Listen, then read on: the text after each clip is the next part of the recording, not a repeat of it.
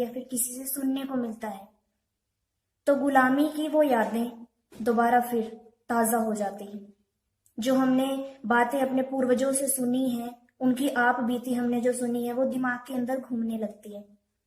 जैसा कि वो बताते हैं कि जब अंग्रेजों के गुलाम थे तब वो किस दौर से गुजरे हैं, उनके दिल पर क्या बीतता था उस समय, क्या क्या यातनाएं उन्होंने सहन करी हैं। बहुत दर्दनाक समय था। लेकिन खैर, जब अच्छा समय आ जाता है ना तो इंसान अपने बुरे समय को भूल जाता है। तो ऐसे ही अब 15 अगस्त 1947 को, जैसा कि आप जानते हैं, कि भारत आजाद हो गया था। The midnight of August 14th, 1947 symbolized the rebirth of a nation after the slumber of centuries and a long struggle for self-determination.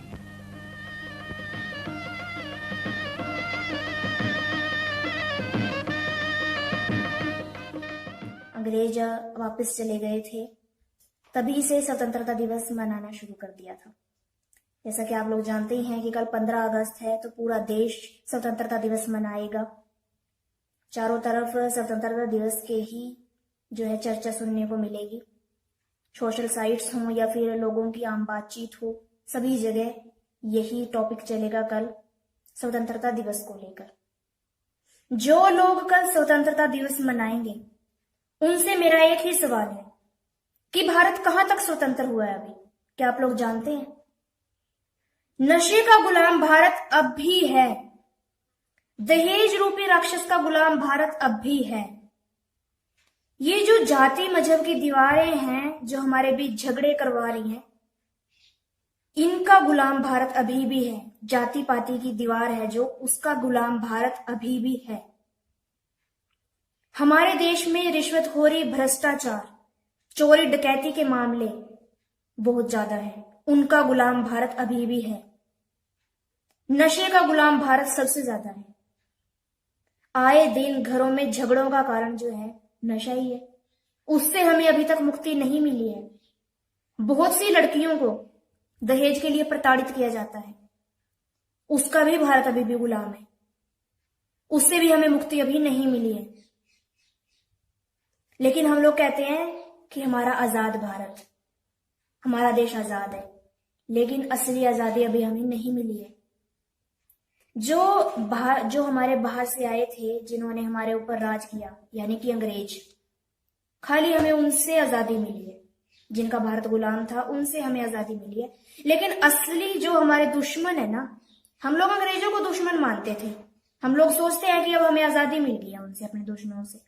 लेकिन हमारे जो असल में दुश्मन है ना, जैसे कि नशा है, नशा हमारा सबसे बड़ा दुश्मन है। नशे की वजह से इंसान को कैंसर हो जाता है। तंबाकू पे लिखा होता है पुड़िया के ऊपर, यह जानलेवा है, इससे आपको कैंसर होगा, फिर भी उसको खाए जा रहे हैं लोग। सबको मालूम है कि हमारे फेफड़ों को, हमारे शरीर में बहुत नुकसान पहुंचाएगा तंबाकू, लेकिन फिर भी उसको हम लोग खाते हैं।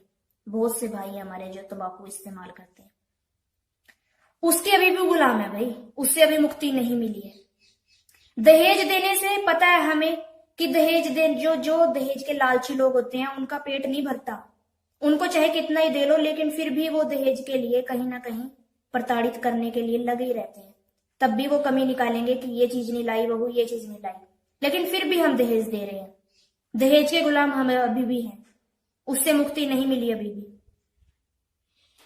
वो जो गुलाम थे ना हम अंग्रेजों के, वो हमारे विदेश से आए हुए थे, जिनके वो दुश्मन हमारे विदेश से आए थे। लेकिन ये जो दुश्मन है ना, दहेज वगैरह, नशा हो गया, रिश्वतखोरी होगी और ये जाति मजहब की दीवार होगी ना, ये दुश्मन हमने खुद बना लिए हैं।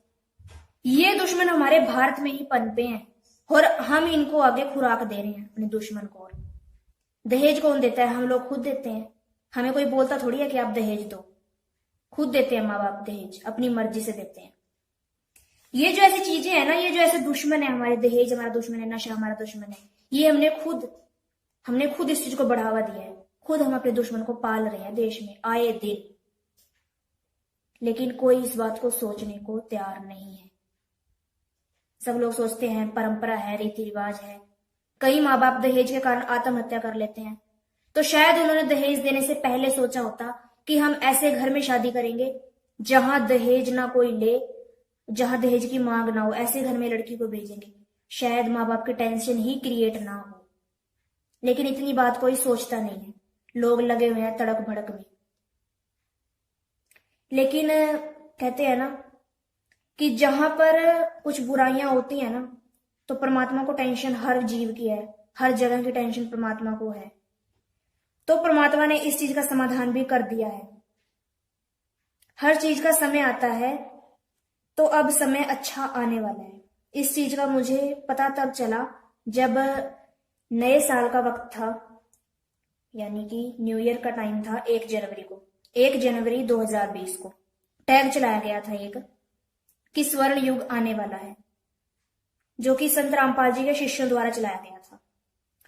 उसमें कुछ ट्वीट्स थे संत रामपाल जी के शिष्यों के, जिसके द्वारा मुझे पता चला कि भविष्यवाणियों के अनुसार एक ऐसा समय के बारे में संकेत किया गया है कि एक संत आएगा, वो पूरे विश्व को एक करेगा और भारत बनेगा विश्व गुरु।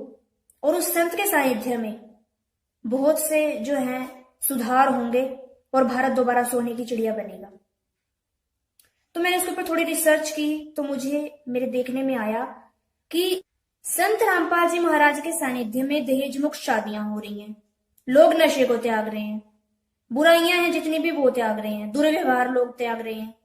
जो 1 नंबर के नशेड़ी थे, अब वो 1 नंबर के ईमानदार और नेक व्यक्ति बनते जा रहे हैं।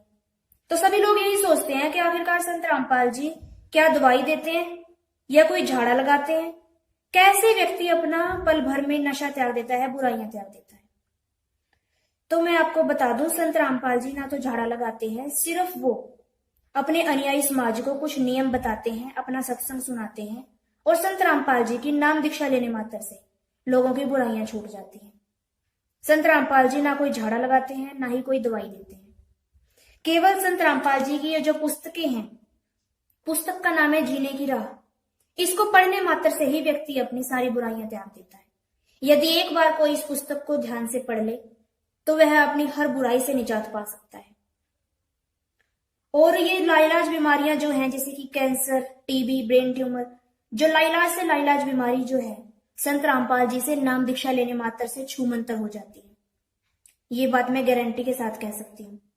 एक नहीं, हमारे सामने अनेकों उदाहरण हैं संत रामपाल जी के अनुयायियों के, जिनकी लाइलाज से लाइलाज बीमारियां दूर हुई है। तो आप भी देरी ना करें, आज ही इस पुस्तक को ऑर्डर करें।